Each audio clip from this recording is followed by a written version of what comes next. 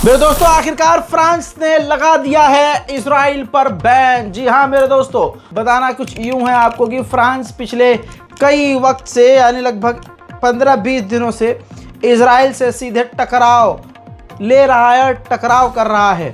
France की जो mentality है किसी वजह से शायद यहाँ पर बदल चुकी है।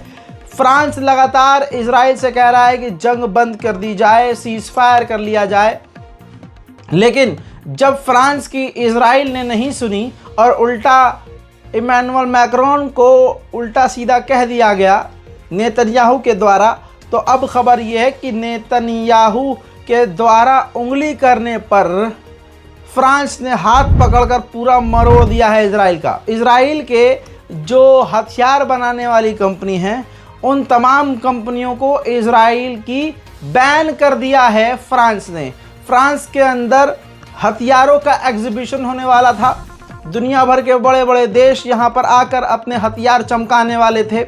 फ्रांस ने सीधा इनकार कर दिया कि इजराइल से जुड़ा हुआ और इजराइल की कोई भी कंपनी हमारे मुल्क में, फ्रांस में इस एग्जीबिशन में हिस्सा नहीं लेगी। इसके चलते इजराइल को मोटा नुकसान हो गया है। इस बात पर बुरी तरह से पागल हो चुका है नेतन्याहू।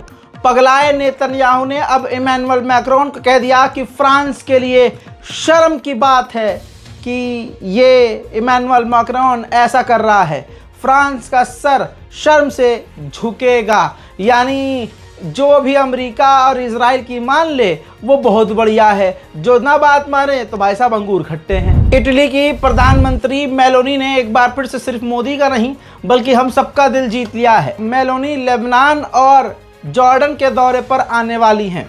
कहा यह जा रहा है, उन्होंने खुद कहा है कि हमने इजराइल से हथियारों की डील पहले से की हुई थी, 7 अक्टूबर से पहले और 7 अक्टूबर के बाद तक की भी डील थी, लेकिन अब हमने जो लाइसेंस देने की डील की हुई है, जो हम हथियारों के लाइसेंस, जो ख़तरनाक हथियारों के लाइसेंस हमने दिए हुए हैं इजराइल को, उसको रिन्यू करने के लिए जो कानून है, जो रूल्स है, काफ़ी सख्त कर दिए हैं। आसान नहीं है इजराइल का हमसे अब कोई हथियार लेना। हत्ता कि जो दूसरे बरतानिया और जर्मनी हैं जो हमसे हथियार लेकर इजराइल को देते हैं, हमने उन पर भी सख्ती कर दी है और बहुत मुश्किल कर दिया है इजराइल को हथियार देना। साथ ही जो डील पहले थी अब उसमें भी हमने कुछ बदलाव करके इजराइल को हथियार देना काफ़ी मुश्किल कर दिया है और अब हम आगे सोच रहे हैं कि इजराइल को लाइसेंस दें या नहीं दें। उधर मेरे दोस्तों, फिनलैंड भी इजराइल के खिलाफ खड़ा हो गया। फिनलैंड ने यूरोपीय यूनियन से कहा है कि इजराइल को हथियार देना अभी के अभी बंद कर देना चाहिए। अमेरिका की एक ही धमकी से पैंट में पेशाब इजराइल ने कर दिया। जाहिर सी बात है, जो स्पॉन्सर है, वॉर स्पॉन्सर है, वही जब पैसा देना बंद कर देगा और धमकी दे देगा तो फिर क्या ही रहेगा। इजराइल को जैसे ही कल अमेरिका ने धमकी दी कि तुम्हारे पास 30 दिन का समय है, कुछ ऐसा करो कि ज़्यादा गाज़ा के अंदर मदद पहुंच जाए, तुम्हारी वजह से हमारे नाम की बहुत ज़्यादा दुर्गति हो रही है। जिसके बाद भाई साहब 30 घंटे भी नहीं गुजरे, नेतन्याहू ने पैंट में हक दिया और तुरंत मीटिंग करी।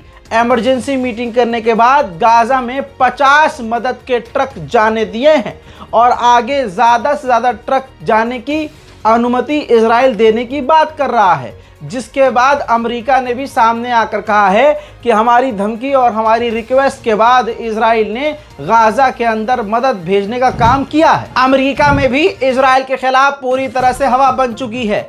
अमेरिकी सेनेटर्स भारी मात्रा में एक ऐसा रेजोल्यूशन लाने वाले हैं जो अगर पास होगा तो इजराइल को हथियार देने में काफ़ी मुश्किल बाइडेन को होगी। यानी उसमें मांग की गई है कि इजराइल को अमेरिका हथियार देना बंद कर दे। यूरोप में कई जगह इजराइल जो है हथियार एग्जीबिट कर रहा है। एग्जीबिशन में उसने अपने शो ऑफ हथियार किए हुए हैं, ड्रोन हैं, किलर्स हैं, न जाने क्या क्या हैं। तो एक एक्टिविस्ट उस जगह पहुंचता है जहां इजरायली कंपनियां अपने हथियारों को दिखा रही हैं स्टॉल लगाकर। वो जाता है, एक्टिविस्ट वीडियो रिकॉर्ड करता है और ऑन रिकॉर्ड बोलता है, उनसे पूछता है कि भैया एक्सक्यूज़ मी, आपके पास बच्चों को मारने वाली मशीन है क्या? बच्चों को मारने वाली अरे आप तो इजराइल है ना, आपके पास तो बच्चों को मारने वाली टेक्नोलॉजी होगी। बताइए बताइए दोस्तों, ये वीडियो सोशल मीडिया पर जमकर वायरल हो रहा है और इजराइल की औकात और जिल्लत देखने को मिल रही है। Sir, we're looking for the baby killing technology. Do you know where he has the baby killer? You have the latest baby killing technology, sir? We're trying to shred babies. You guys have the baby shredding tech? Baby shredding tech. You have the baby shredding tech, man? Excuse me, guys. We're looking for the baby killing technology. Do you have it? Sir, baby killing tech. We want to shred babies to bits. Can you help us? Guys, we're looking for the baby killing technology. Is this we heard this is the baby killing section? You have the baby shredding. They shred babies up to pieces. Sir, do you shred babies? Sir, don't touch my phone, sir. I don't care what you want, sir.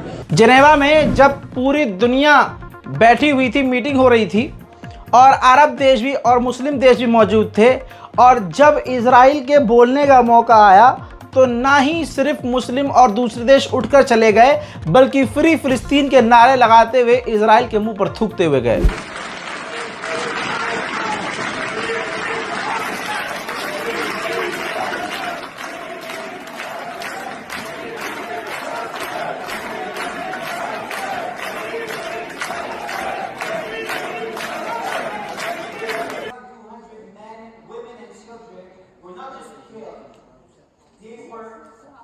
They were not just killed, they were slaughtered. Babies were murdered in their cribs. Entire families were executed together.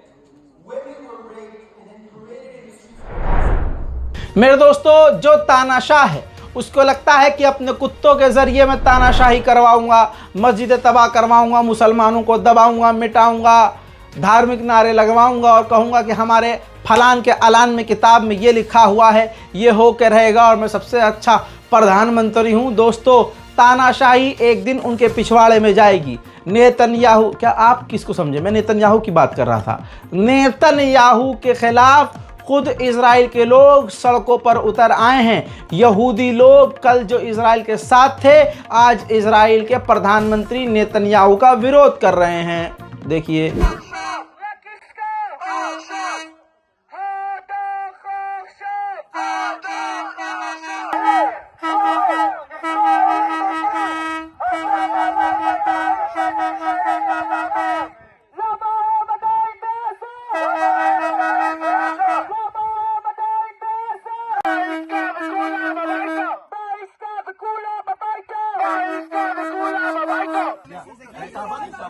Sorry.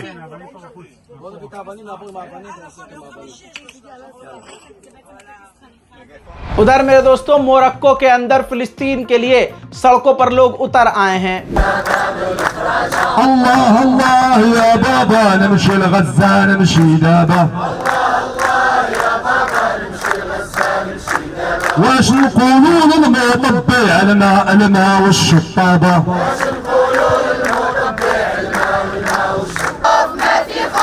صوتك صار كلاشينكو صوتك صار كلاشينكوف صوتك صار كلاشينكوف الشعب وعيش عيش المطبع أكبر فاعل ठीक इसी तरह से Netherlands में फिलिस्तीन के लिए प्रदर्शन।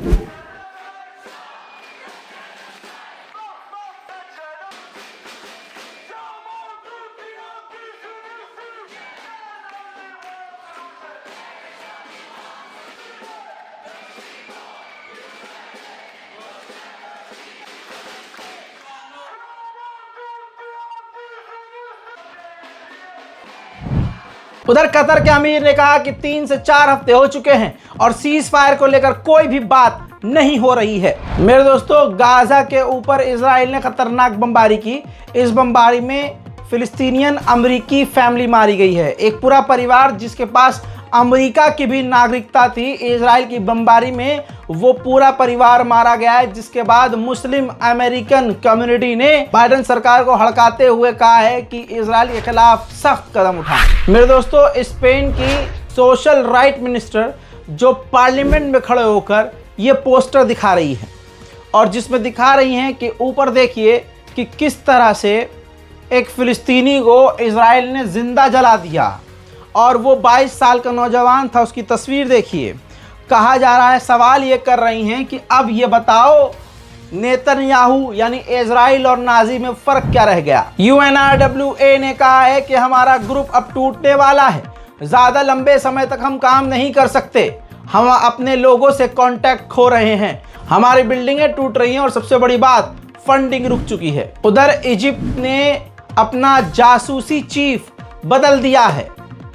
Egypt के अंदर भी बहुत कुछ चल रहा है, मुझे कहीं से वफादारी की बू नहीं आ रही है दोस्तों। हजरात मोहतरम, बाइडन के ऊपर खुद बाइडन की एक किताब लिखी गई है जिसमें बाइडन के मुंह की लिखी हुई बात यह है कि जो नेतन्याहू के साथ 18 लोग काम करते हैं, बाइडन ने कहा है 18 लोग जो नेतन्याहू के साथ काम करते हैं, टोटल 19, उनमें से 18 तो झूठे हैं, यानी नेतन्याहू को लेकर बाकी सब के सब झूठे हैं, एक कोई सच्चा होगा। यूके की मेंबर ऑफ पार्लियामेंट यूके में चीख चीख कर कह रहे हैं कि इजराइल नरसंहार कर रहा है, नॉर्थन गाजा को घेरा हुआ है, कह रहा है या तो भूखे मरो या इलाके को छोड़ो या यहीं मारे जाओ। देखिए, UN confirms it has not been able to deliver food aid in northern Gaza since the 1st of October. That's almost 2 weeks of no food, no water and no aid going to the north of Gaza.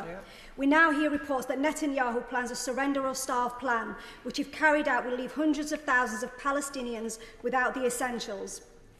International humanitarian law prohibits the starvation of civilians as a method of warfare. Does the minister agree that share my view? मेरे दोस्तों, फिलहाल की इस report में इतना ही। इस report को share कीजिए, इंतजार कीजिए हमारे अगले अपडेट का। हमारे चैनल रज़ाग्राफी सब्सक्राइब कीजिए। इससे पहले जो मैंने आपको अपडेट दिए हैं उनको भी देखिए। जय हिंद।